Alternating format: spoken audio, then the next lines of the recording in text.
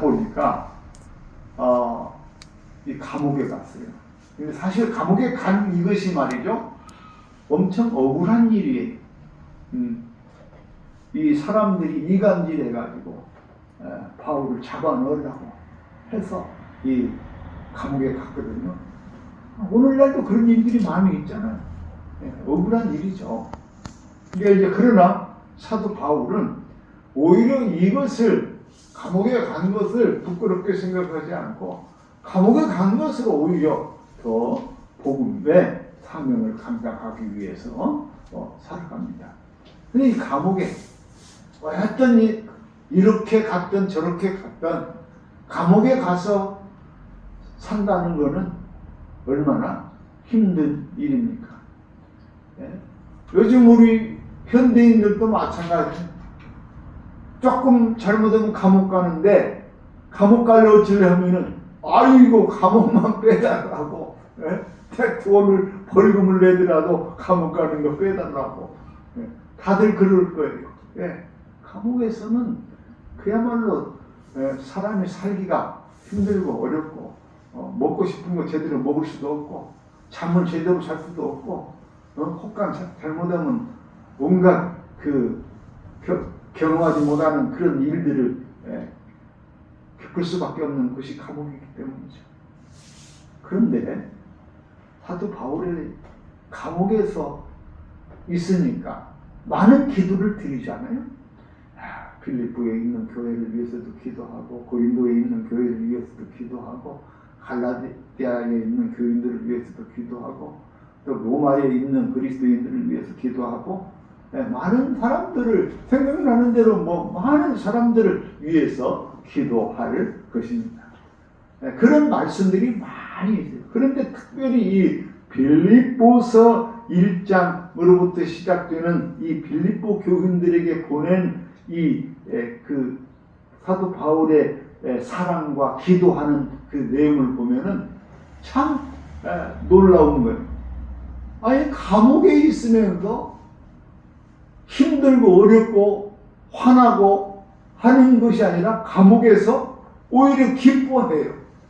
이 빌립보서는 한편으로는 기쁨의 서신이라고도 합니다. 감옥에서, 사도 바울이 감옥에서 쓴 편지인데도 불구하고 이것을 기쁨의 편지라고 말할 정도예요.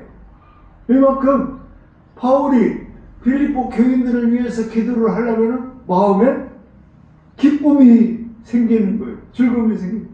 여러분, 자녀들을 위해서 기도할 때 자녀들을 생각하면 그냥 얼굴이 하늘에 막 그려지고 마음이 막 기쁘고 즐겁잖아요. 그것처럼 이 바울이 빌립보 교인들을 생각할 때에 얼마나 기뻐하는지 몰라요. 그런 기쁨의 마음으로 이 글을 쓰고 있다는 것입니다. 그러니까 우리를 가두어 놓는 것은 감옥이 아니에요. 우리를 가두어 놓는 것은 여러분, 우리 마음에, 우리의 생각에 들어있는 여러 가지 잡다한 좋지 못한 생각이 우리를 가두어 놓는 것이지, 감옥에 간다고 해서 우리가 완전히 갇히는 것은 아닙니다. 바울은 그런 거예요. 감옥에 갇혀 있지만 몸은 갇혀 있어도 그 안에서 한없는 기쁨을 누리고 한없는 소망을 가지고, 그리고 교우들을 위해서 이렇게 그 믿음의 서신을 쓰고 그 안에서 한없는 하나님께서 주시는 평강을 누리고 살아가는 것이죠. 이제 빌립보서를 연구를 하면 여러 가지 말들을 할 것이 있지만은, 아무튼 이 사도 바울이 감옥에서 빌립보에 있는 누구에게 편지를 썼다? 모든 성도와, 빌립보에 사는 모든 성도와, 또한 감독들과 집사들에게 편지하노니. 근데 사도 바울이 편지 쓰는 대상이 누군지가 정확하게 나왔죠. 모든 성도들과 또한 감독들과 집사들에게. 여기서 이제 한 가지 좀 말씀드리면은 성경에는 목사라는 말은 없어요. 있어요, 없어요? 목사라는 말은 없어요. 그런데 감독이라는 말이 있어요. 그래서 어떻게 보면은 감리교가 감독제잖아요. 그것이 옳다고 주장하는 사람들이 있어요. 그래서 감리교회를 만들어서 감독을 세우죠. 그런데 이 감독이라는 말은 우리가 이제 풀어서 말하자면 장로라는 뜻이에요. 장로라는 뜻이고, 이 장로라는 말은 우리 장로교에서 장로는 두 가지 장로가 있어요. 한 가지 장로는 설교하는 장로, 그러니까 설교도 하고 교인들을 치리한다고 합니다. 교인들을 권면하고 다스리는 그런 권한을 가진 장로, 그 목사라. 그런가 하면은 교인들을 치리만 하는, 다스리기만 하는, 권면하고 하는 그런 그 일반적인 장로, 이렇게 있어요. 그러니까 우리가 여기서 한 가지 조금 말씀드리면, 우리도 장로교회지만은 우리 이 장로님들은 힘이 너무 세가지고 장로님들이 그냥 좌지우지 하는데, 사실은 목사도 장로라는 거. 그러나 목사는 장로님들보다 설교까지 전담한 것이 목사라는 거예요. 그래서 우리 이 장로교회라는 것은 장로들의 교회가 아니라 라는 말이 아니라 프리스바이터리즘이라고 영어로 그렇게 말합니다. 이것은요, 이 회의를 말하는 거예요. 당회, 회의를 말하는 거예요. 그래서 우리 장로교회의 중심 사상은 뭐냐면은 의회입니다. 의회. 모든 것은 회의를 통해서 결정한다 하는 아주 민주주의적인 교회입니다. 이제 너무 나가면 그러니까 성도들과 감독들과 또 집사들에게 편지를 하는 것이죠. 하면서 첫 마디가 이제 이런 거예요. 하나님 우리 아버지 주 예수 그리스도로부터 은혜와 평강이 너희에게 있을지어다. 우리가 잘 아는 대로 사도 바울이 이 교우들을 위해서 기도할 때에 은혜와 평강을 빌어 줍니다. 은혜라는 말은 우리 강은혜도 있지만, 은혜라는 말은 하나님께서 구원하신 그 구원의 섭리를 은혜라고 말하잖아요. 하나님이 값없이 주신 선물, 그러면 구원의 선물, 그걸 은혜라고 합니다.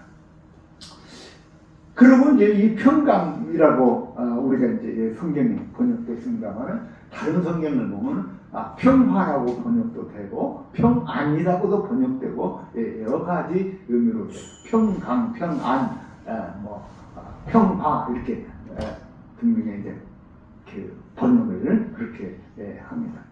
그런데 우리가 이제 그 보수적인 사람들은 이 평안이 뭐냐라고 하면은, 평안은 마음으로 주시는 평안을 말한다, 이렇게 말합니다. 근데 이제 지금 이 개혁성경, 개정성경을 번역할 때는 이 너무 마음으로만 놓으니까 이것을 평강이라고 이렇게 번역을 했어요. 이게 우리 기독교인들은 무슨 그 영적인 의미를 갖다가 가능하면 마음으로 이렇게 도입을 해가지고 마음의 평안 이렇게 이제 얘기를 많이 합니다. 그런데 그런 개념은 평강 또는 평안, 평화라는 것은 마음의 평화가 중요하죠.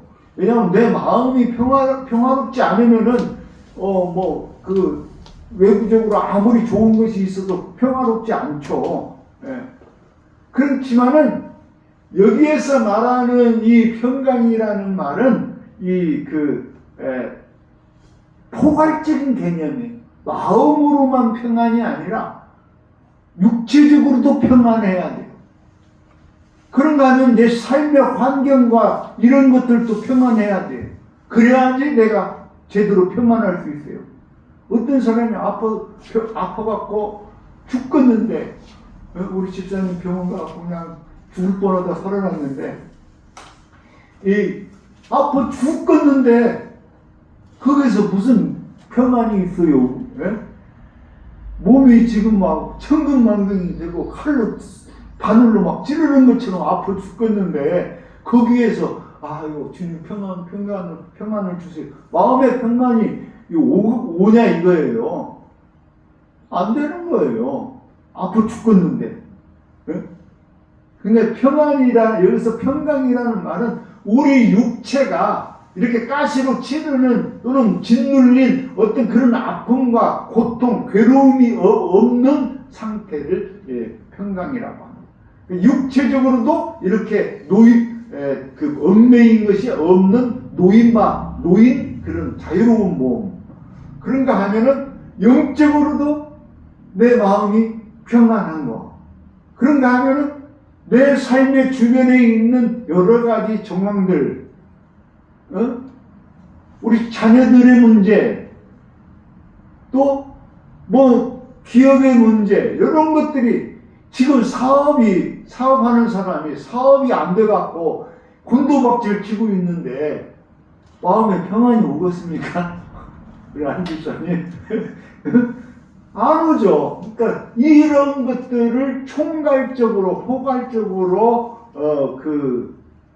쓰는 개념이 이 샬롬이라는 개념이고 그것이 평화라는 말이고 그것이 평강이다 이렇게 말할 수 있어요. 그러니까 우리가 신앙생활 할 때 하나님 앞에 주님 평안을 주세요, 평강을 주세요 하는 이 평강은 마음만 평화로우면 된다는 평안이 아니라 마음과 우리 육체와 또 우리의 삶의 어떤 여러 가지 정황과 문제들 이런 것들이 총괄적으로 다시 말하면 전인적으로 이렇게 평화롭다는 그 말입니다. 사도 바울이 빌립보 교인들에게 평화를 기도하는데 그 기도하는 그 평화는 뭐냐? 샬롬의 평화.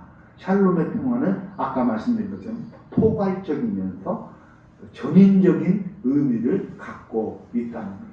사랑하는 우리 성도 여러분, 살면서 여러분 이런 평화가 여러분 마음속에 있으실 수 있기를 바랍니다.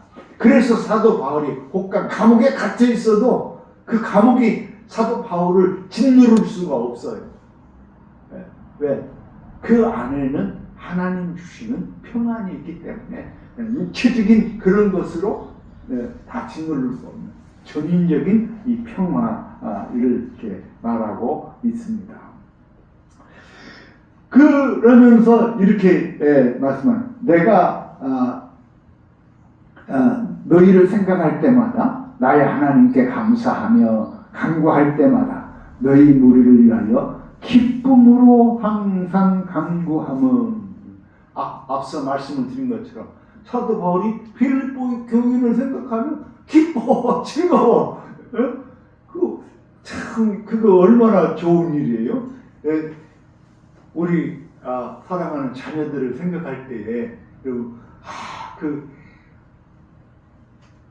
자녀들을 생각만 해도 마음에 기쁨이 온다면 그 자녀들은 진짜 그야말로 효자 효녀들이죠. 그러지 않겠어요? 예.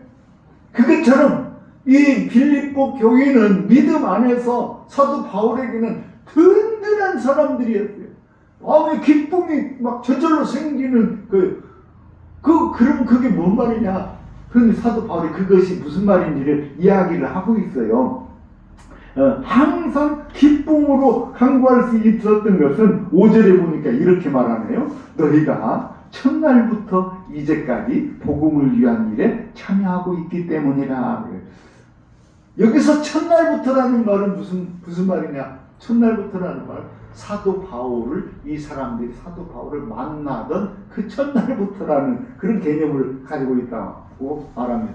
그러니까 사도 바울이 복음을 전하러 다닐 때 이 빌립보 교인들을 만나서 복음을 전하는 그 첫날 첫 순간부터 바울은 매우 즐거웠어요.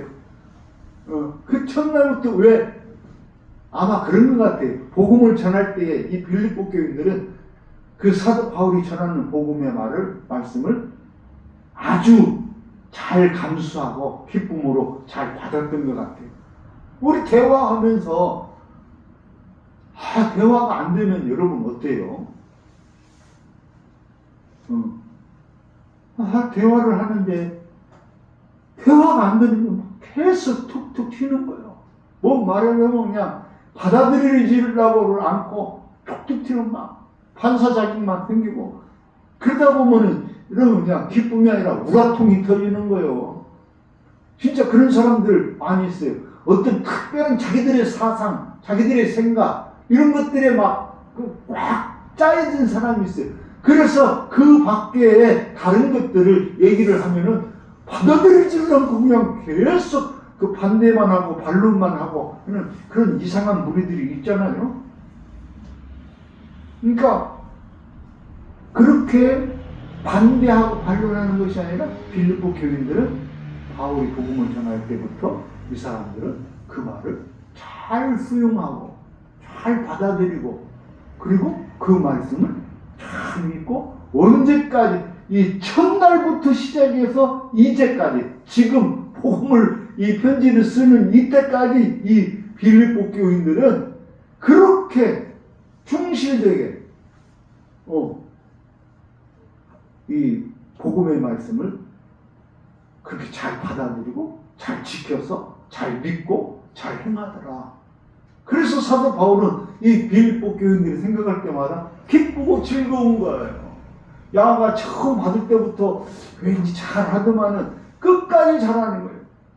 우리 말대로 시작부터 끝까지 시정일관 처음부터 끝까지 잘하는 사람 이 빌립보 교인들이 이처럼 그 신성이 아마 착했던 것 같아요. 어떤 사람이 갑자기 그런 말을 해요.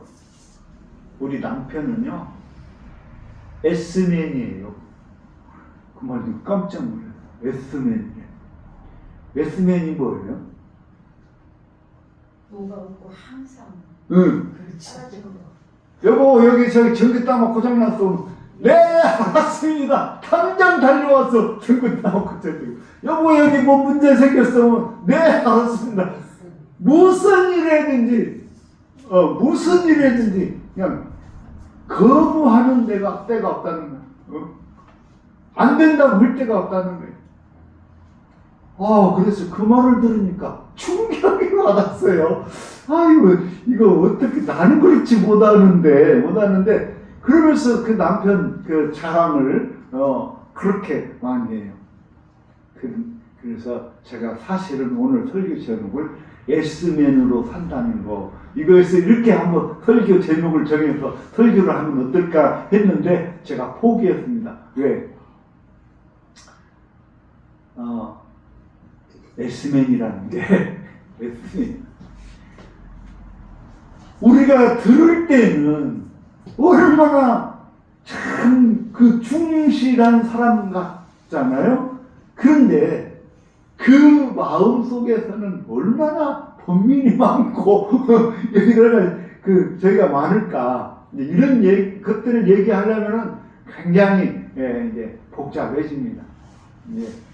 그래서 이 S맨 그런데 이 빌립보 교인은 그야말로 S맨 같은 사람들 사도 바울이 뭘 얘기하면 그 말을 그대로 받아들이고 순종하고 그대로 행하고 그래서 이 빌립보 교인들은 이 복음에 있어서 복음이 이제 5절에 첫날부터 너희가 첫날부터 이제까지 지금까지 복음을 위한 일에 참여하고 있기 때문이라.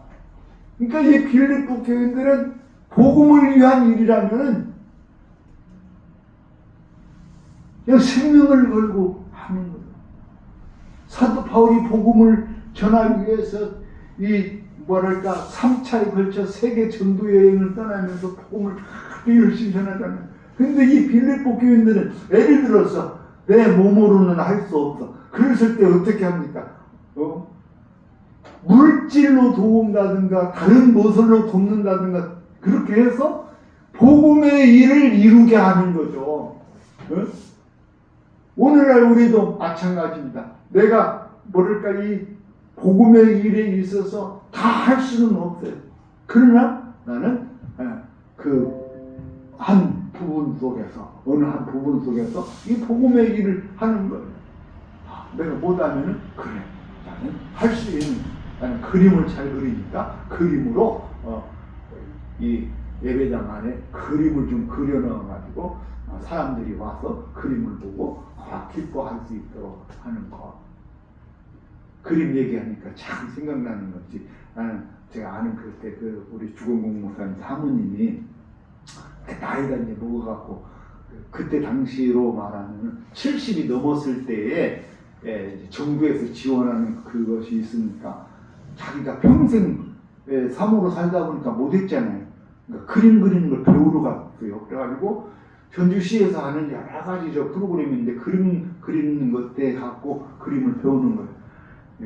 그걸 한 위에 붓질을 이렇게 하는 거, 이렇게 하는 거, 이렇게 하는 거. 처음부터 붓질하는 것을 이렇게 배워갖고 그림을 그렸는데 이 사모님 마음속에 와요. 성경에 나와 있는 이야기를 그려야지 이렇게 생각한 거예요. 그래가지고 저에게 그림을 하나를 줬는데 그 그림을 우리 교회에다가 붙여놨는데 이사 오면서 띄었어요. 다음 주에 붙여놔. 참새 2마리가 나무 위에 앉아서 쫑알거리는 그 모습을 그렸어요. 근데 저는 여러분들이 느끼시는 때는 어떨지 몰라도 그 그림을 볼 때마다 이 한 마리 참새가 또 한 마리의 참새를 향해서 뭐라고 쫑알거립니다. 그런데 제가 들을 때에는 이 참새가 이 또 하나의 참새를 설득하는 거예요. 복음으로 전도하는 거예요. 그러니까 이 듣고 있는 참새가 그래요. 맞아. 이렇게 하면서 끄떡끄떡 하는 것 같은 그런 느낌을 받았어요. 참새에 관한 예수님께서 주신 말씀이 있어요. 그래서 그 말씀을 기억하면서 참새 2마리를 그렸는데 그 참새 2마리가 서로 대화를 하는 것 같은. 그런데 그것을 믿는 마음으로 보니까 하나가 전도하는 것 같이 이렇게 들리더라는 것이죠. 보이더라고. 그거 참 좋다. 그러니까 이제 우리가 이 세상을 살면서 옛날에는 복음을 전한다 할 때 사도 바울이 했던 것처럼 발로 뛰어서 말로 전하는 수밖에 없었잖아요. 근데 지금은 우리가 다양한 방법으로 복음을 전할 수 있는 방법이 있다는 것이죠. 그런데 그런 것들을 여러분 내가 할 수 있는 일을 찾아서 행하는 것이 좋다. 그래서 빌립보 교인들은 사도 바울이 복음을 전할 때부터 시작해가지고 지금까지 이 복음의 일에 참여한 사람이야. 대단한 사람들이죠. 그러니까 꼭 사도 바울처럼 몸으로만은 아니더라도 그 복음의 일에 함께 참여하고 함께 활동했다. 그래서 사도 바울은 이 빌립보 교인들을 생각할 때마다 마음에 기뻐요. 그런데 또 하나 또 이런 말씀이 있어요. 6절 말씀. 너희 안에서 착한 일을 시작하신 이가 그리스도 예수의 날까지 이르실 줄을 우리는 확신하노라. 이 복음의 일이라는 거, 이 복음의 일을 여기서 이 착한 일을 얘기합니다. 이 착한 일이라는 거는요, 우리가 소위 말하는 선하고 착한 일도 말하는 게 맞아요. 맞지만 여기서 말하는 착한 일이라는 거 뭐냐면 하나님께서 우리 인생들을 구원하시기 위해서 그 계획하신 그 섭리가 있어요. 내가 우리 안 집사님을 구원하시기 위해서 이 태초부터 지금까지 오면서 안 집사님을 구원하는 그 다리를 다 연결하고 놓고 해서 하나님께서 안 집사님을 이처럼 부르시고 구원의 은총 역사를 이루신 줄로 믿습니다. 네, 아멘. 네. 우리 승 집사님 마찬가지예요. 하나님께서 집사님을 구원하시기 위해서 지금까지 계획하신 그 일들이 쭉 있어요. 그래서 그 계획에 따라서 독생자 예수 그리스도를 보내주시고 그 독생자 예수 그리스도를 통하여서 우리 모두가 믿는 자마다 구원을 얻게 하시는 하나님의 섭리를 행하신 거예요.